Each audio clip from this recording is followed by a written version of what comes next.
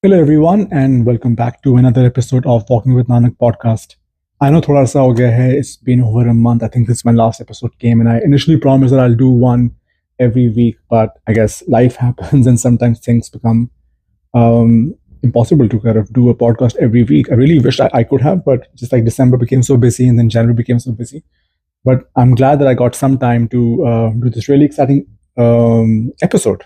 इसमें I think the chapter that we're doing today is chapter 5, and it's about and it's called The Journey Begins. So इसमें basically Guru Nanak and Bhai Mardana start their journey. So they leave from Nankana Sahib for their immense religious journey that eventually ends up spanning about 25 years and really essentially lays the foundation of Guru Nanak's political religious philosophy, and of course then the foundation of Sikhism.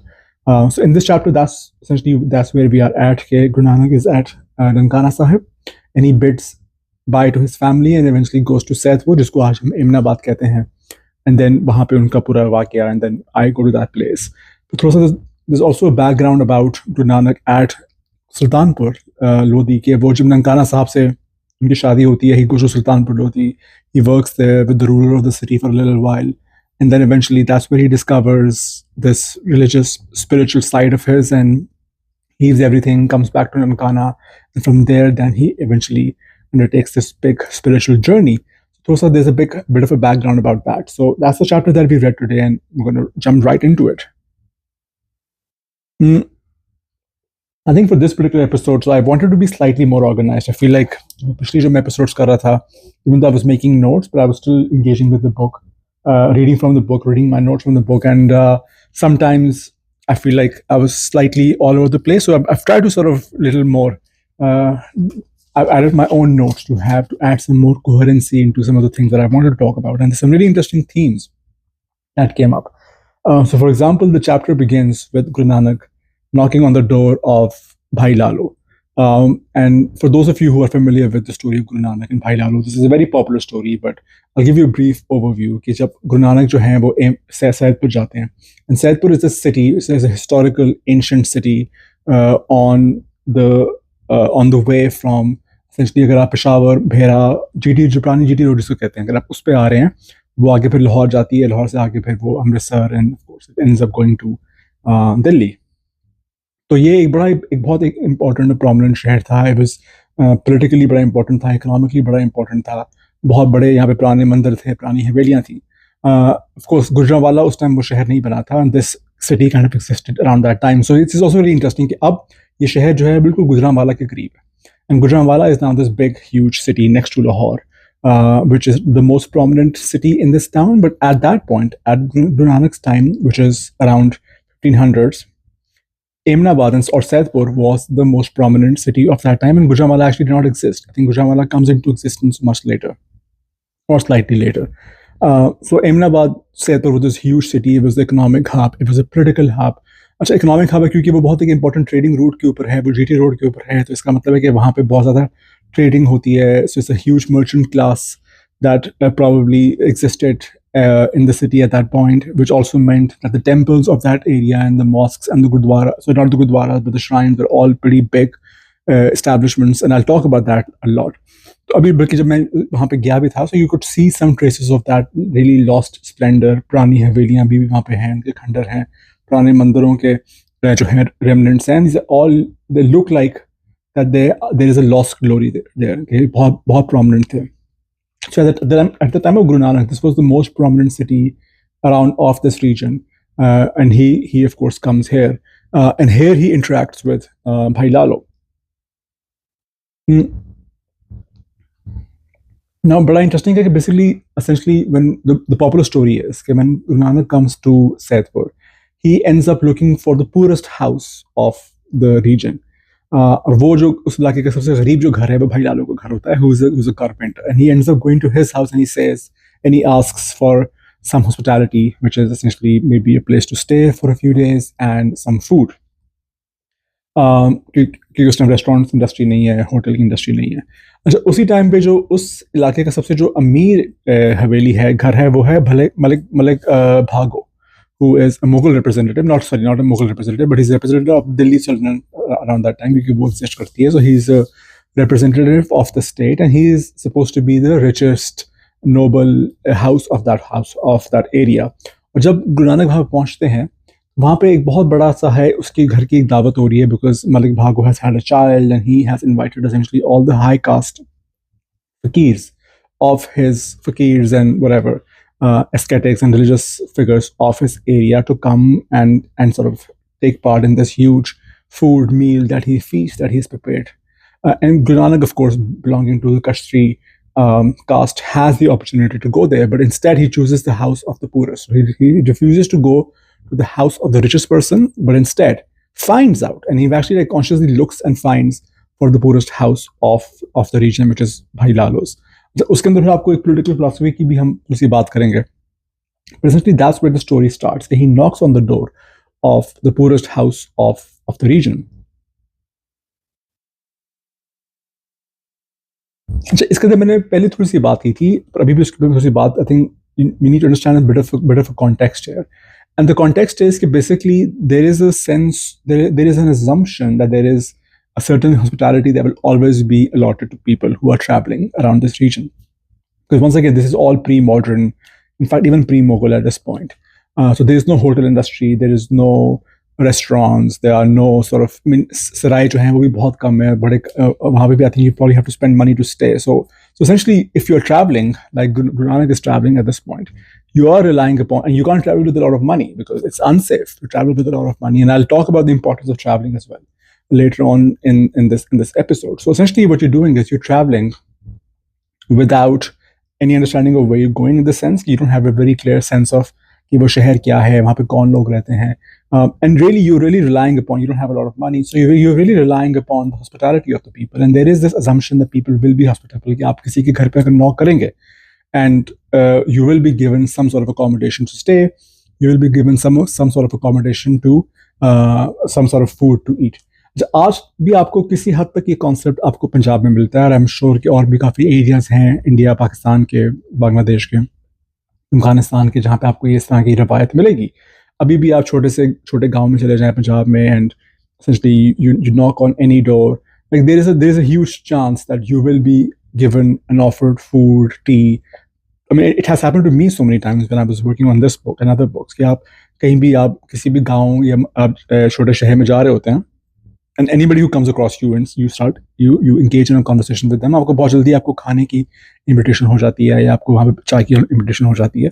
So I mean, even though like how the world has changed and how traveling as a concept has changed, even then आपको वो hospitality जो है वो आपको नजर आती है, but उस time पे this must have been at a very different level. So Guru Nanak, without any money, without any resources, material resources that is, essentially this travel would have not been possible if that culture of hospitality did not exist. And that's a very, very important point to make. It's very much part of that culture to sort of really look after travelers and make sure that nobody goes to bed hungry, and that there's some sort of hospitality and culture around it. So that's something which is very important. अच्छा, मैंने फिर पहले एक और बात की थी कि हम जब I was talking about Sacha Sauda and Guru Nanak encounters with the whole ascetics who are, जो कहते हैं कि हम we don't beg for food, and that's essentially what sets them apart from other ascetics. इसके अंदर थोड़ी सी मैंने बात की थी कि पहले essentially the idea of begging, कि हम जब ये word इस्तेमाल करते हैं begging का, तो हम basically we are understanding begging through our modern lens. और हम अगर आप इंडिया पाकिस्तान के में अगर आप रहते हैं, so you've seen beggars all around us, streets पे हर जगह. So it's a very different kind of phenomena than how historically it has evolved. Historically, begging was always associated with religious sort of sects. So Buddhists जो हैं, for example, were known as bhikshu, जहाँ से लफ्ज आता है भीख मांगना, which is linked, which is just begging. And the idea was कि आप कुछ कमा नहीं सकते, आप कोई अपना खुद कुछ उगा नहीं सकते, so you have to rely upon the generosity of people, कि आप लोगों से आप भीख मांगते हैं. So all religious sects at some level, ascetics, fakirs, have relied upon this idea of begging. But उसको हम आज की तरीके से begging नहीं दे सकते. But this is not an idea कि भाई आप कि you are essentially कि आप जो beggar है. So traditionally अगर आप आज के lens इस्तेमाल करें, so beggar is somebody who is lower than the person who is giving. and that's essentially how the dynamic is today. But at this point, essentially, to give food to a fakir, to give food to a saint, to give food to a religious figure, even though technically they were begging, is something which is almost like your duty. So वो आप so it's almost it's seen so relationship जो है उसमें वो जो sacred saint है, they are already higher than the person who is giving the food. So the relationship between the beggar and person who is giving the food is something very different. So even the connotation of the word begging then is something which is different. So I mean, I'm not using the word with this modern connotation. Like we really have to understand how this concept of bhikshu, this concept of sort of relying upon the generosity of people was a very different concept around that time, and it was almost a religious duty of people to give money, to give food to fakirs and to darvish. And even though Guru Nanak is not asking for food, and that's something which is also which distinguishes him from other fakirs of his time, that he does not go and asks for food. And that's where the character of Bhai Mardana becomes very important, because in all the stories, he becomes that human, this human connection between Guru Nanak, who is a saint, who is the outwardly figure, this metaphysical figure almost, and this physical world. And he essentially asks for food, and he asks for water and all those things. Even in the story, I've paid tribute to that kind of legacy of Bhai Mardana, that he asks for food, even though Guru Nanak is knocking on the door. So even though, so Guru Nanak is not really asking for food, because that essentially also, like begging is very much looked down upon, is not really seen as something which is kind of acceptable in his religious worldview. But for a lot of people who were encountering with the fakir or the darvish who has come to their city or come to their town, and even though he's not asking for food, they are very much responding from that worldview, jahan pe a lot of fakirs, a lot of ascetics are traveling to different parts of the world. There's a whole economy around it, and they are relying upon the generosity of the people, and people are giving them food and so on. But even though technically they're referred to as begging, a bhikshu, it's a very different dynamic from what we are used to experiencing today.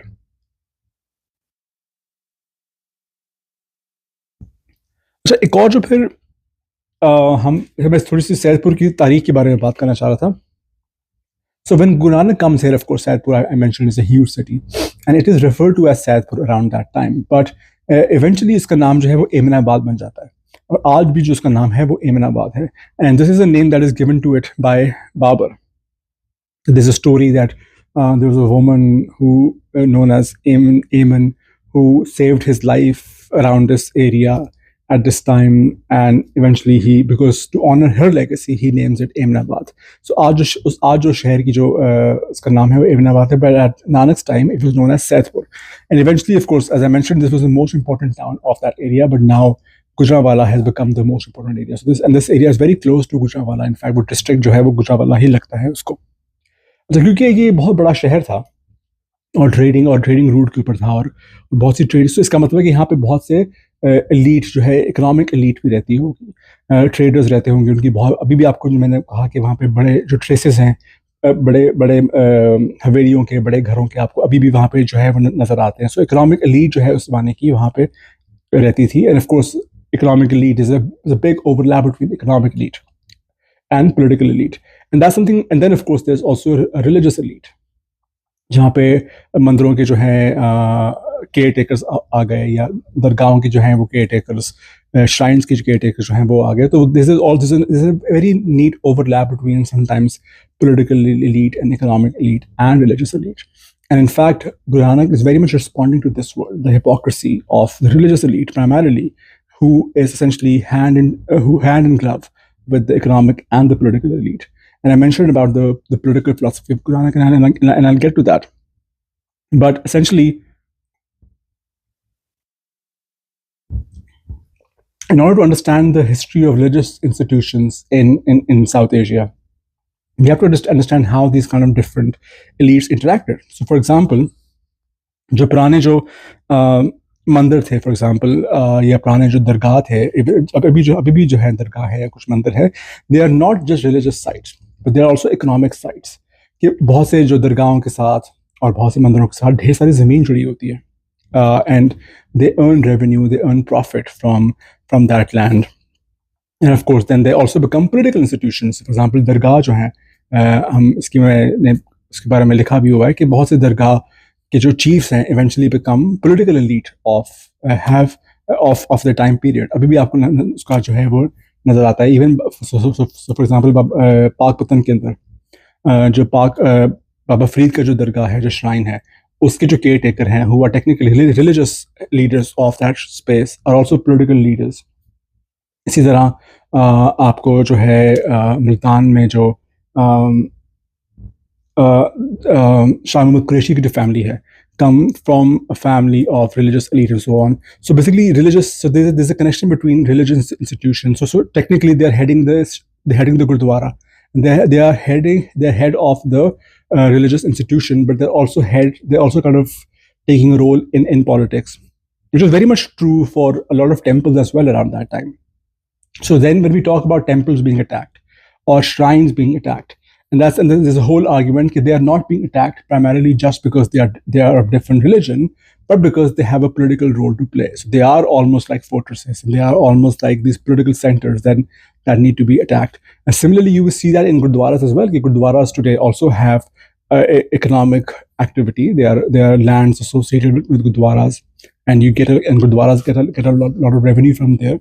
And then, of course, gurdwaras also become a site of political activity for all the gurus and of course, later as well. So there's a whole connection between religion and economics and politics. And Guru Nanak is very much responding to this world. And he essentially looks at this nexus and he thinks of that as a problem. And he's speaking out against it. So in fact, यही इसी chapter के अंदर मैंने बात की कि गुरु नानक का जो सबसे मशहूर वाकया है वो है his interaction with Babur. कि Babur basically the whole and Babur Bani is very much a response to that. And I'll just talk about that in 1 minute. I'm going to take my tea sip. So basically, Babur, who is around the same time is coming to India and sort of forming his Mughal empire, has controlled previous areas. So वो पेशावर से आ रहा है, काबुल उसके पास आ चुका है, भेरा से ले लिया. Now he's on his way to Lahore and Delhi and so on and so forth. तो पूरी Mughal empire बन रही है. And at this time, the story is Guru Nanak is also, not specifically for this particular trip, but क्योंकि गुरु नानक के यहाँ पे दोस्ती बन जाती है with भाई लालो, जिसके बारे में हम और बात करेंगे. So he keeps on coming back to this area a lot. And during one of his stays, he encounters Babur.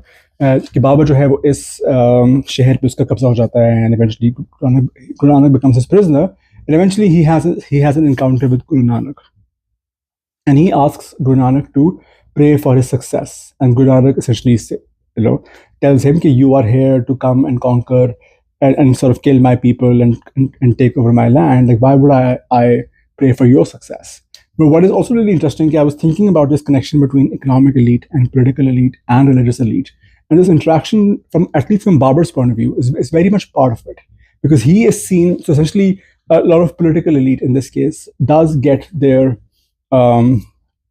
justification or get their validation from the religious elite. And so Babur is very much responding from that worldview. And Guru Nanak essentially rebuking him is a very, very strong political statement that this religious figure will not essentially interact with this political space that you want him to interact. So he's very much responding to that nexus, and he calls that hypocrisy out. And you see that a lot. So I wanted to create that world जहाँ पे ये economic elite और political elite और religious elite जो है वो interact कर रही है इस शहर के अंदर, क्योंकि बड़ा शहर है और trading route के ऊपर है. And Guru Nanak sees this. So जो वहाँ के जो मंदिरों की जो description है is very much shaped by that sort of world that I wanted to create. And Guru Nanak then responds to that, in response to that hypocrisy. So that was very, very sort of important for me to sort of create in this world. So एक और इसमें इस chapter के अंदर जो एक बड़ी important चीज़ थी, something I feel like I was reading this book and I was like, maybe this even required perhaps even more depth than it has been allotted in the book, is Guru Nanak's departure from Nankana Sahib. So मैंने as I mentioned कि अभी तक basically हम जो last section जब when we meet Guru Nanak, he's still a child और वो सौदा का वाक़या हुआ है and his father, and then eventually his sister says that he should get married, and then they find somebody and he gets married and he has 2 children. वो slowly वो story जो है वहाँ पे मैं उसको ख़त्म करता हूँ. और अभी इस section में basically what happens is that his he eventually, after his marriage, he moves to Sultanpur, with his sister and his brother-in-law, where he works for a little while and establishes himself. And his family also moves there. And one of his really close friends, Bhai Mardana, also moves there. And I will talk about him in just a minute. But then, eventually, when he's there, he realizes that this world of essentially whole material gain and material success in economics is not something which works for Guru Nanak, and he has bigger questions. He has a bigger quest, and he feels very unsatisfied. And he essentially says that this is not a world for me. So he leaves everything. He leaves his settled life, much of the chagrin of his father, you can imagine, and comes back to Nankana Sahab. And when Nankana Sahab aake phir wapas, eventually he says that I am now going on my pilgrimage to essentially travel around different places of the world, different religious spaces of the world, because this world is this sort of this life is not for me. And then Bhai Mardana is supposed to accompany him. But this departure की जो story है वो मुझे काफ़ी interesting लगती है कि basically essentially when he's departing and he's setting off for his spiritual journey, which will eventually span 25 years. So he does come back to, I think, Nankana Sahab once or twice. मुझे exactly याद नहीं है, but he's essentially on the road for 25 years, which means that his two sons grew up without him, which also means that his wife is also really essentially taking care of the children all by himself or by herself, and is not interacting with her husband. So that's something. So that's the emotional part of it, especially from the perspective of the wife and the children, and that's something that I was thinking very deeply about when I was writing the book. Yeah, how would that feel like? I mean, of course, जब मैं section लिख रहा था तो उसमें मैंने, and I think I also conceptualized it from this point of view, that when Guru Nanak was leaving his home, he probably did not anticipate that he would leave for 25 years. So उनके I think ज़हन में ये होगा कि चलो थोड़ा सा फिर के आते हैं and we'll come back maybe in a few months or at the most in a year or 2 years. But I don't think anybody at that point was really anticipating. And of course, these are all my assumptions. It's really fictional. There's no historical basis for this. But these are my assumptions to make. So that's the assumption that I made. Basically, I don't think he was anticipating that he was going out. He would eventually be away from home for 25 years. So in many ways, so how I conceptualize this scene is that he did not really understand the importance of the steps that he was taking at that point. He did not realize that he will be away, he will be taking this journey, which will really essentially create a new religion, shape essentially the political landscape of Punjab in many different ways. So his family did not know, his children did not know, and so for them, this is a very sort of maybe almost an expected departure of Guru Nanak, because he was inclined to do this from a very young age. But I don't think anybody really understood the gravity of the situation and how long this journey of separation will be. And of course, that lasted about 25 years, so about 2.5 decades, which is a lifetime. So his children really grew up without him, and his wife really lived without him. And that's something that I was thinking about very deeply when I was doing this part. But also, मुझे जो बड़ा interesting ये लगा था is essentially Guru Nanak's relationship with Bhai Mardana. So for those of you who've read the book, essentially now you know that how much, for me, that relationship is very important. This relationship between Bhai Mardana and Guru Nanak, because essentially that's the relationship which I then mirror through my relationship with Iqbal. कैसे है कि वो दो लोग फिर रहे हैं और हम दो लोग फिर रहे हैं, and then we're really engaging with very similar legacies and very similar questions, perhaps in a similar manner. But just to give you a bit context of Bhai Mardana, so Bhai Mardana basically he was Muslim.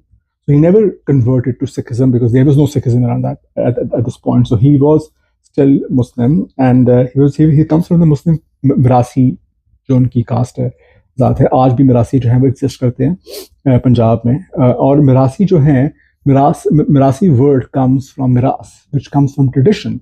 So basically, Mirasi were responsible for upholding, for remembering the tradition and sort of the legends of these popular big families of Punjab. So अभी भी बल्कि पंजाब में, at least Pakistani Punjab में मैंने देखा है कि जो बहुत बड़े लैंडलॉर्ड्स होते हैं, उनकी अपनी मिरासियों की फैमिलीज होती हैं जो उनके साथ रहती हैं, और जो पिछले कई पुश्तों से, पिछली कई जनरेशन से, they have lived with that particular landlord family, and their responsibility is to remember the legacy and the history of that family. तो वो basically गीतों के थ्रू, पोइट्री के थ्रू, गानों के थ्रू वो पूरी वो ओरल हिस्ट्री जो है उस फैमिली की वो याद रखते हैं और ऑफ कोर्स उसको सेलिब्रेट करते हैं. तो जब भी कोई मेहमान आता है फॉर एग्जांपल ऑफ बड़े ज़मींदारों का, तो मराशियों को बुलाया जाता है और and he essentially then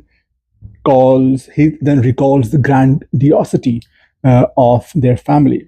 So essentially that's the history of Marasi family, and then they are of course within performing arts, and Marasiयों का बहुत बड़ा important role है कि वो music के अंदर and theatre which didn't really exist in that particular form, but एक जो indigenous आपके theatre थे, मेले थे, comedy थी, उनमें इनका बहुत बड़ा role था, which is also a big reason why eventually you saw a lot of Marasi then can come into professional music and professional theatre and professional acting in Pakistan and in India at that point.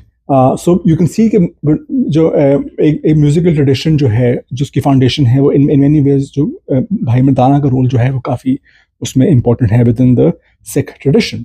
अच्छा, जो भाई मर्दाना है, he is also an elder of Guru Nanak. तो वो उनके contemporary उस तरह नहीं है, but he was slightly older than him.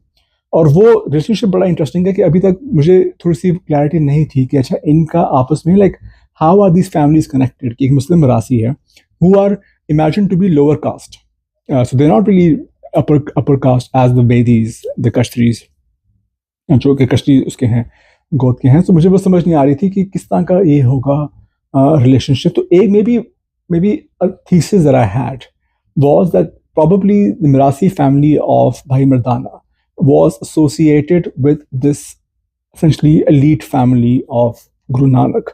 And they probably really recalled their stories, their legends, जिस तरह के मरासी जो हैं मुख्तलिफ लैंडलॉर्ड्स से करते थे, even though the Bedis were not the landlords at this time, or not the landlords of this region, but they were still an important family. So probably there was some sort of family of Marasi that was associated with this Bedi family for a very, very long time. And जब Guru Nanak was going to Saidpur, तो उनके साथ इनको भेज दिया गया भाई मर्दाना को, या जब वो इस ट्रैवल के लिए निकल रहे हैं उनको साथ भेज दिया गया कि चलो there's some sort of man who goes with you and kind of and looks after you and protects you. So there was perhaps some family connection जो है वो उसका establish हुआ होगा. Another way I was thinking about this, क्योंकि मरासियों की जो है वो म्यूजिक की बहुत एक बड़ी रवायत है, चलती आ रही है अभी भी जो है. इनफैक्ट जो पूरी रुबाबी जो रवायत थी, जो रुबाबी tradition in Sikhism is really linked to the Marasi family and Bhai Mardana for that matter. So I'm also assuming that there must have been some musical interaction. Maybe Guru Nanak learned some foundations of music through Bhai Mardana and so on and so forth, and really that developed a relationship between the two. So even though there was a huge caste difference between the two, they did develop a very strong friendship that lasted once again 2.5 decades. In many ways, you can make an argument that in terms of his human connections, Bhai Mardana was the most important connection for Guru Nanak. So uski basically that's the relationship that I really wanted to see and explore. But yeah, so that's essentially the start of the journey from there. Okay. So एक और चीज़ जो मुझे बड़ी interesting लगी थी, and I was thinking about this especially when I was doing my own travel, was the idea of traveling. The idea of traveling the world, and Guru Nanak did travel the world, the world of that time. He goes in terms of West, he goes as far as Arabia. He perform करते हैं. He goes to Tibet, he goes to Sri Lanka, he goes to Bangladesh, what is contemporary Bangladesh. So in many ways, he has traveled the world. He is one of the most traveled people of his time.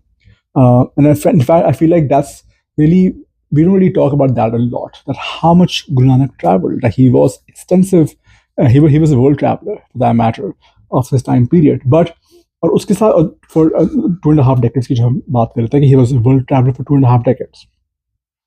But essentially, हम travel के साथ जो हम like there's a romantic idea of traveling because traveling is a lot of fun, and of course there's a whole economy, there's a whole industry around traveling today. But traveling, like we have to once again really imagine what traveling was like at the time of Guru Nanak, and it probably was very, very dangerous. And still, it was very, very dangerous. In fact, traveling was very, very dangerous about 60-70 years ago. It's really transformed with the whole tourism industry. Like tourism was not a thing about 60-70 years ago. It became a huge thing in the past 100 years or so on and so forth. So about 500-600 years ago, people only traveled perhaps for pilgrimages. वो भी जो करीब थे, जो दूर के pilgrimages थे, The idea essentially was that if you're leaving home, then we're not sure if you will ever come back alive, because traveling was pretty dangerous. And essentially nobody traveled around that time. और एक और जो चीज़ थी वो ये थी कि आप you could not travel with material possessions because it was so unsafe. So you are not traveling with any money.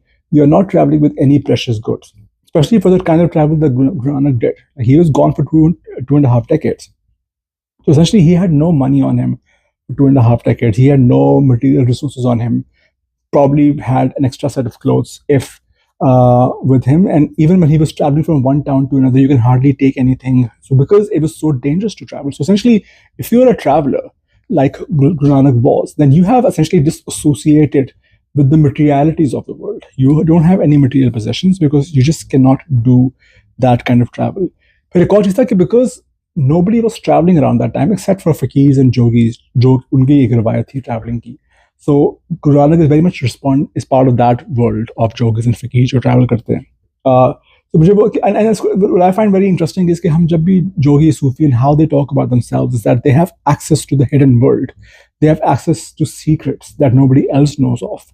And I so the rationalist in me thinks about this from this point of view, that if you are traveling at a time when nobody else is traveling, so most of the people essentially live in the cities that they were born in, and the cities that their parents were born in, and their grandparents were born in. And people hardly leave the villages that they are part of. And at that point, if you're traveling across cities, towns, provinces, and empires and countries, essentially you are accessing a hidden world that nobody knows of. That automatically gives you so much more knowledge and so much more access to a hidden world that nobody else is aware of. And so I think of the rationalist in me thinks of it from that point of view. Okay, yes, jogis and fakirs, especially those who were traveling, did have access to a hidden world because nobody else was traveling and nobody else was really accessing that world. So if you think of Guru Nanak's travel through this lens, through this perspective, it's a very hostile world. Traveling is very difficult. Nobody else is traveling. You have no access to material resources. You don't have any connections with your family back home, and it's dangerous. People die, and people are attacked by bandits. Their soldiers, armies invading, as in the case of Babur here. So traveling, you have to then really appreciate the scale of his travel from there. Even जो मैंने जो बहुत limited travel किया है, following the route of Guru Nanak, even that is just so much more easy. I mean, so much. I mean, there's just absolutely no comparison of our contemporary travel to the kind of travel that Guru Nanak did and people around that time did. So that's something which really we need to appreciate and talk a lot more about. So you really have to renunciate everything. So traveling and renunciation goes hand in hand. Traveling and lack of material access goes hand in hand, and traveling and access to a hidden world goes hand in hand. And these are all connected to spirituality, which is very important with travel here. अच्छा, फिर जो ये इनका जो encounter है गुरु नानक का at Saidpur, and this entire story, as it is recorded in Janam Sakhi, is, I feel like, really captures the essence of his political philosophy, which is very much rooted in, एक तो हम caste violence की हम बात कर रहे थे पहले, हमने बात की about his criticism of this interaction between economic, political and religious elite. but जो class का element था वो भी बड़ा वाज़ेह तौर पे जो है वो सामने आता है इस स्टोरी में. इस स्टोरी में होता ये है कि basically Guru Nanak wants to find the poorest house in Imnabad or in Saidpur. And Bhai Lalo is the poorest person, and he has nothing to give Guru Nanak except for dried roti. तो वो जो है भाई मर्दाना और गुरु नानक जो है वो dried रोटी खाते हैं, बड़े खुश होते हैं. And as I mentioned कि Malik Bhago के around the same time, who is the richest house in that area, उस टाइम पे उसके घर पे एक दावत हो रही है, and he has invited every religious person of the area to come and take part in this huge feast. And somehow he hears कि भाई ये एक religious figure आया है नानक के नाम से, and he hasn't come to my house. So he thinks of this as an insult. So he summons him, he calls him, and then of course has an encounter with Guru Nanak. So उस encounter में वो पूछता है कि भाई मैंने जो है इतनी बड़ी दावत रखी है और आप क्यों नहीं आए, and you chose this dried roti of the poorest house.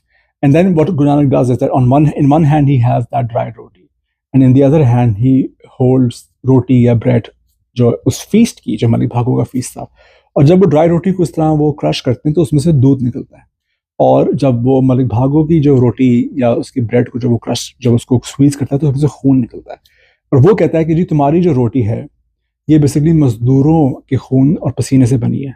And I am thinking this is a very kind of a like Marxist communist interpretation. Like if this story, this could be a story which could be used by Soviet propaganda. Like is that Marxist, is that class element in it? So he says कि जब कि तुम्हारी जो है रोटी से वो मजदूरों का खून निकल रहा है, because literally वो खून निकलता है. And then when he crushes Malik Bhai Lalo's roti, उसमें से दूध निकलता है. And he says this is the case because he has earned this income through truth. So सच्चा सौदा का भी बात उसमें एक लिंक है. But the idea is there's justice in the work that he does, and you are a corrupt man. So you can very much see, अगर आप उसको एक, so this is the essentially how, अगर आप उसको एक literal lens में ना देखें stories को, which I don't think any religious story should be seen through a literal lens. It always needs to be interpreted through a metaphorical, symbolic lens, almost like poetry and art. तो अगर आप उसको एक poetical एक poetry के lens से देखें, या उसको एक आर्टिस्टिक इंटरप्रिटेशन से देखें, सिंबॉलिक इंटरप्रिटेशन से देखें, तो फिर it's a very like classist, एक क्लास क्रिटिसिज्म है उसके अंदर, कि the violence of economic elite, the violence of political elite, especially he talks about labor and the violence that is exhibited on the bodies of essentially the working classes, and Guru Nanak is very much responding to this. So over the years, like I've talked about this a few times, this story for me really captures the essence of his political philosophy, which is very much of class consciousness, and he's very much responding to that world as well. And that's also really interesting. Usually, when we think about religious figures, we think of them as essentially cut off from society and not engaging with the world, and having to do nothing with politics. But here is somebody who's really engaging with politics, and I feel like that's true for a lot of religious figures, that we need to think about them beyond essentially our modern understanding of religion, which is very secularized, in the sense that it's not linked with politics, but like for them, these worlds were interconnected. Like Guru Nanak and religious figures around that time were very much responding to the political discourse around that time. That's true for Prophet Muhammad, peace be upon him. That's true for Jesus Christ. That's true for all religious figures of their time, that they are very much also political activists and are engaging with the politics of their time. अच्छा, फिर एक और चीज़ मुझे बड़ी interesting लगी. Then when he is in the night, what भाई मर्दाना and Guru Nanak do is कि वो भाई लालो के घर में ही रहते हैं, और वहाँ पे रात को वो जो है अपना कीर्तन शुरू करते हैं, where भाई मर्दाना is playing rubab and Guru Nanak is singing. And this also becomes a tradition which eventually becomes institutionalized within Sikhism, Kirtan, which has a very important function to play. और ये जो रिवायत थी, ये रिवायत के मुताबिक this had started at Sultanpur, जहाँ पे मर्दाना had travelled with Guru Nanak या थोड़ी देर उसके बाद. And now they very much sort of, and जहाँ भी वो जाते हैं, essentially they do the singing, and through that, essentially Guru Nanak, through his poetry, through his singing, through his music, Guru Nanak is really spreading his message. And so music plays a very very important role. तो रात को जो है वो अपनी वो कीर्तन शुरू करते हैं, और वो ऐसा जो है वो कीर्तन की जो साउंड है वो पूरे शहर में फैल जाती है, और पूरे लोग जो है वो जमा होना शुरू हो जाते हैं. और and that's how his popularity grows. Now, I found that story very interesting because I've recently, as some of you might know, I recently wrote a book on Heer Waris, Ranja, and उसके अंदर भी बड़ा एक interesting scene है कि जो रांझा जो है वो अपना म्यूजिक यूज करता है to spread his word and spread his message. And there's a scene where he goes, जब वो तख्त हजारा से जो है वो झंग जा रहा होता है in search of his heer, which is essentially a symbol of searching for his divinity.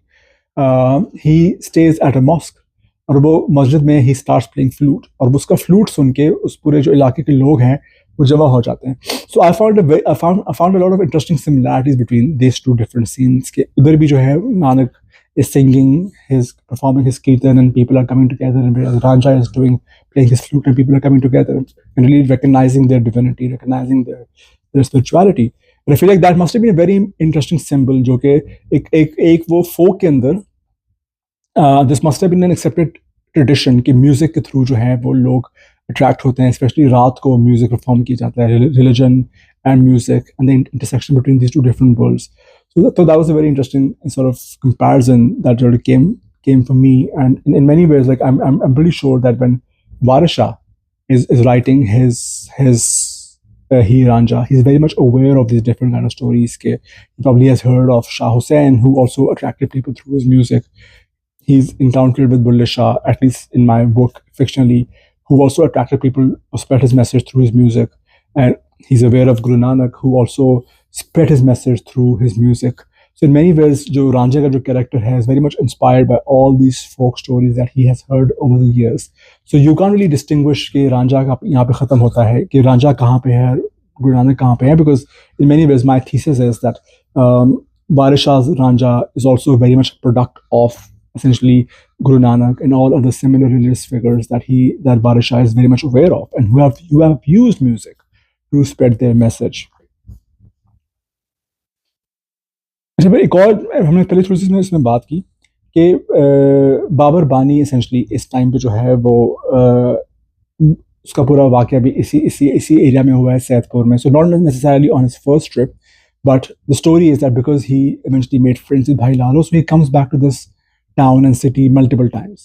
Or in one of his other second or third visit, he essentially encounters Babur is also invading the city, and then he becomes a prisoner, and so on and so forth.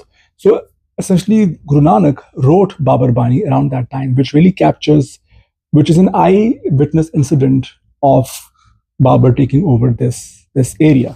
I mean, Babur Bani itself, for those of you who have not read it, it's a beautiful poem, so you should read it. It's absolutely fantastic.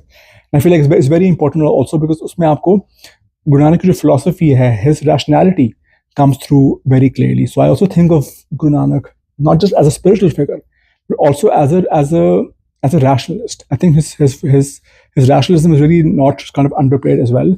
He is very critical of miracles. He's very critical of associating these supernatural stories with religious figures and religious saints. And then Babar बानी, I think उसके अंदर भी जो है वो थोड़ी सी वो जो उसकी रैशनैलिटी है काफ़ी क्लियरली नज़र आती है कि he is essentially how I mean there's different interpretations to it, but how I some kind of see it is that there's a part where he almost challenges the divinity of the divine for allowing this to happen, in which people are being massacred and Babur has taken over Saidpur and Hindustan in that matter. But what is also really interesting is that this also opens up another academic discourse कि आजकल थोड़ी सी इस पे बात होना शुरू होगी कि when we think about history, we always कि हम history की sources क्या होती हैं. So we always think about this court जो court पे जो है किताबें लिखी गई. So Babur Bani, for example, would be a source of history.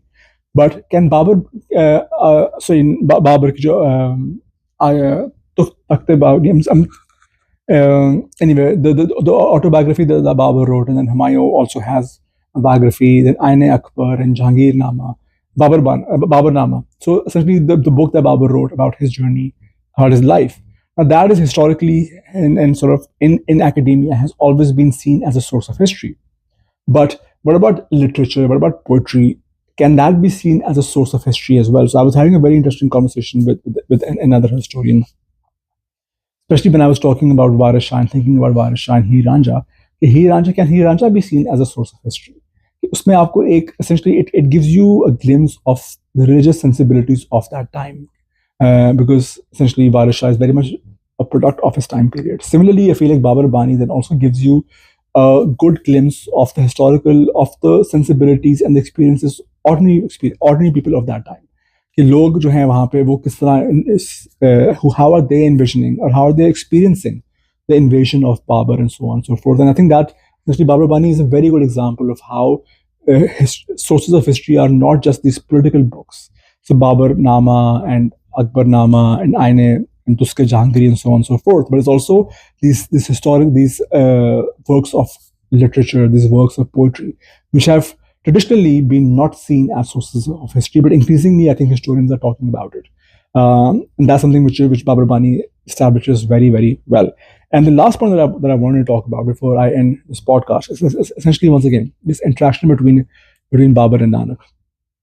थोड़ा सा मैंने आपको उसका glimpse किया कि basically Babur says that please bless my journey, bless my invasion or bless my conquest. and Nanak is very critical. He says, "You have come to invade my land. Invade. I mean, it's a politically charged word, but you've come to sort of take over this land, and you are killing people, killing innocent people, and you're asking me to bless your journey," and he refuses that. And of course, Babur realizes the divinity of Guru Nanak and lets him go. Now, irrespective of if this incident ever happened or not happened, like that's not really important, because even in Guru Nanak's writing, he does not talk about his interaction, and Babur in his writing does not talk about his interaction. So the interaction, actually, stories come from Janam Sakis that come later. But I'm not even at this point interested in looking at if historically this happened or not happened. But what is really important to see is that the symbolic importance of that interaction. So eventually we know कि Sikh history के अंदर जो है Mughal Sikh interaction, especially Mughal Sikh Guru interaction, becomes very important, especially around the time of Guru Arjan, who is executed on the orders of Emperor Jahangir. Then, of course, Guru Har Gobind, his son, has an antagonist relationship with his son, with Emperor Jahangir as well.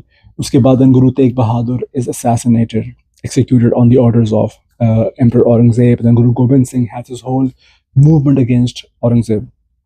So then Sikh Guru and Mughal king relationship become very antagonistic.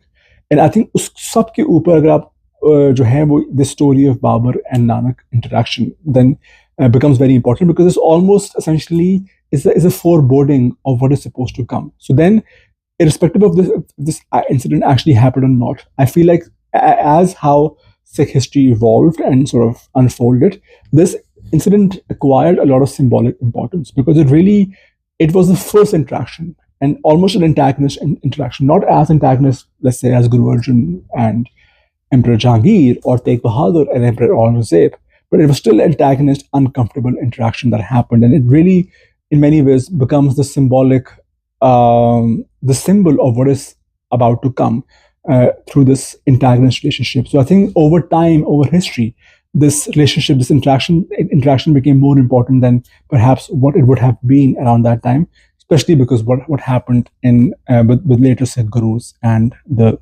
Mughal emperors. So on that note, I'm going to end the session, but I really hope you had a great time listening to this really interesting, really different stories about Guru Nanak and Imrabad and Saidpur. And I would love to know in the comment section what you think. And if you still haven't subscribed to this channel, please do. And I'll see you next week, hopefully.